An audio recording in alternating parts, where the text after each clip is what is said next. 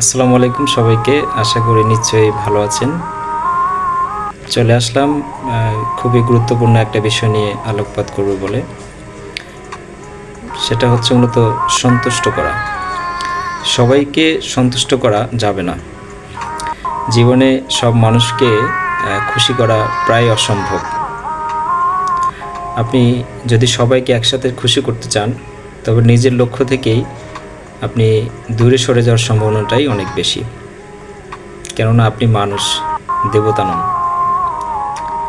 তো আপনার একটা বিষয় যেটা খুঁজে বের করতে হবে, সেটা হচ্ছে নিজের শান্তি, মানসিক স্থিতি এবং স্বপ্নকে অগ্রাধিকার দেওয়ার যে প্রয়াসটা আপনার, এটা অব্যাহত রাখতে হবে।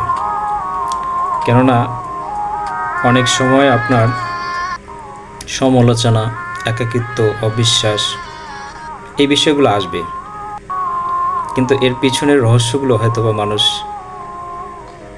উন্মোচন করতে আসবে না, বা তাদের এটা দরকারও নেই। মোস্ট অফ দ্য কেজে কী হয়, যে আমরা সমালোচনা করতে খুব পছন্দ করি।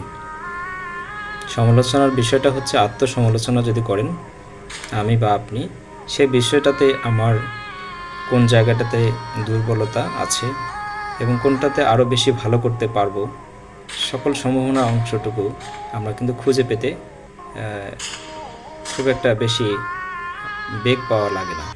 তো এই জায়গাটায় আমি বলতে চাচ্ছি যে চুপ থেকে নিজেকে আসলে গড়তে শিখুন, সময় সব উত্তর দেবে। তো সবাই ভালো থাকবেন, সুস্থ থাকবেন, সবার দিনটি অনেক ভালো কাটুক। আল্লাহ হাফেজ।